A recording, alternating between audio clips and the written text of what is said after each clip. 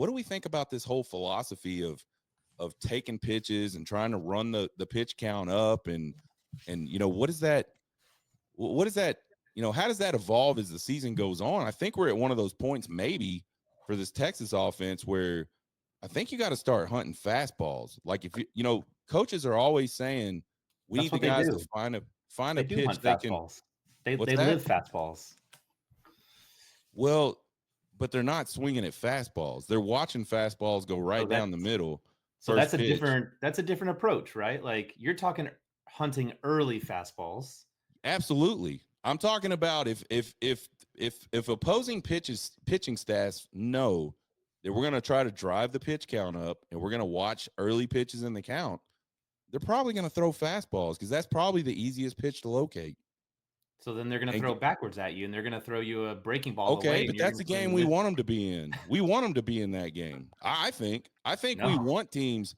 I think we want pitchers guessing at what we're going to do versus deep in the count, we're guessing at what a pitcher's going to do. Especially the last 2 weekends, we've seen this Arkansas staff and this Florida staff that not only have good fastballs, but they have secondary pitches they can throw for strikes. but Multiple you're not going to secondary hit pitches. secondary stuff that's good. So Exactly. So what I'm saying is, why are we watching fastballs go right down the middle at the beginning of counts?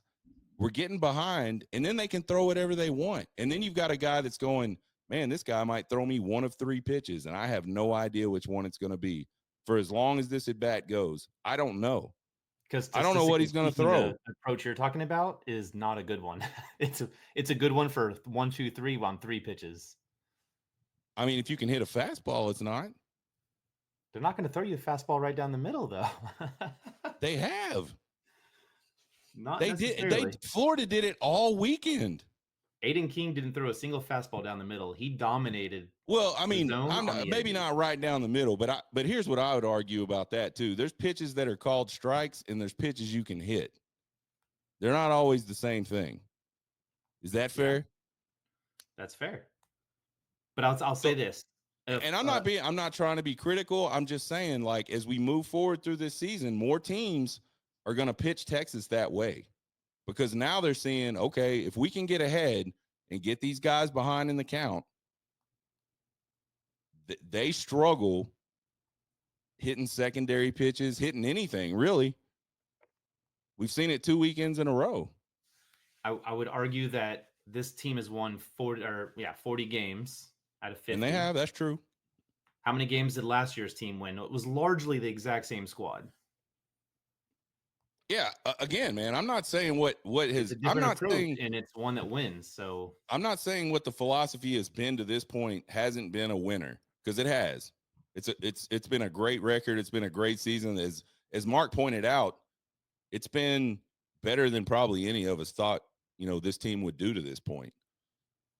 I'm just saying, as we look to go further in the season, I don't like that. I don't like, hey man, the pitch is a fastball. Let's swing at it, because that might be the best pitch you're going to get that entire at bat.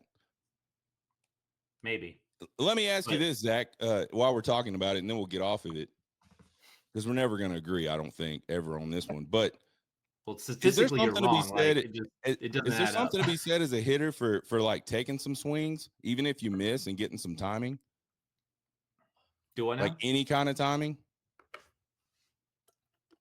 What Taking about a timing? swing early, even if you miss it, is there something to be said for that later in that at bat from a timing perspective? Yeah, you're not going to get a later at bat. What's that? You're not going to get a later at bat. If you're swinging early, you're not going to go deep in counts.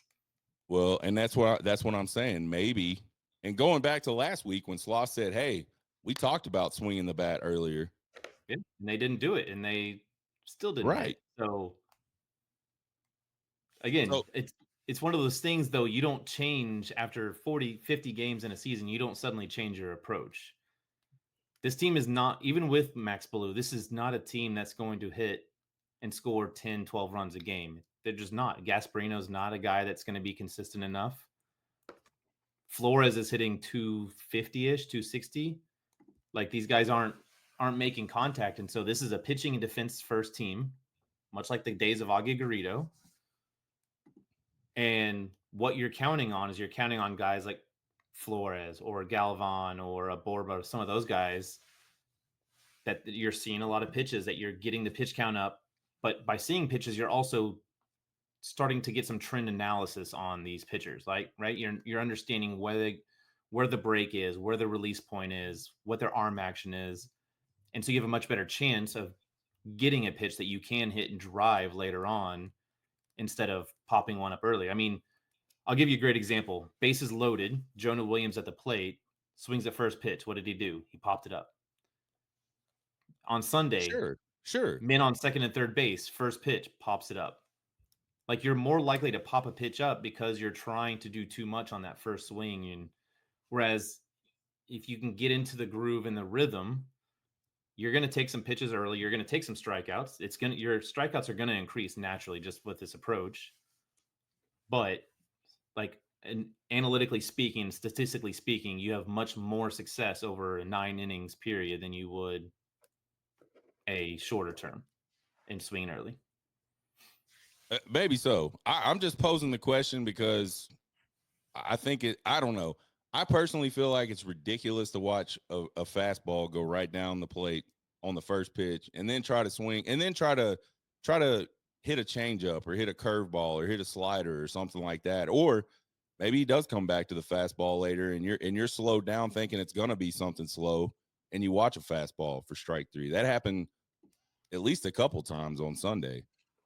Guys just watch fastballs for strike 3. So I don't know. We're not pleased with the batting execution on Fair enough counts. So fair enough. I'm sure they weren't. And again, I'm not trying to be critical. I'm just posing the question of it's like in football games, like, you start out with a plan, right? And then things happen over the course of the game and you go, okay, they're doing something a little bit different than we thought they might do. So now we need to adjust to that a little bit. So all I'm saying is there maybe some room to adjust at the plate for this Texas offense a little bit. The way I look at it, if you get down 0-2, you're probably getting out. Like there's not a lot of opportunity, not a lot of chance you're going to hit the ball on an 0-2 count. Why not do the same thing? Just do it earlier against better pitches is all I'm trying to say. I mean, we hit 188 on the weekend. They're not always it couldn't have got pitches, much worse. If the approach was just go up there and hack. Would it have been much worse than 188? Yes. Yes. Very much so. Really? Yeah, a lot worse. See, I don't know. I mean, we can't prove that either way. But I think it's an interesting. I mean, you can look at TrackMan and you can look at the statistics of how they hit the ball and or miss and what's going on, and you can see, like, when you hit the ball, TrackMan will tell you this is the percentage of times that this would have landed fair or foul or home run or otherwise. Like, it tells you a lot more data than most people realize. Sure. I will also give you this data point. Of all the teams Texas has faced this entire season, including LSU, Auburn, and others, the last 3 teams they faced are statistically the best pitching staffs analytically, from an analytics perspective, that Texas has faced all year long, which I think says something, right? They've struggled in the last 3 weekends. It just happens to coincide with the 3 best pitching teams that they faced. So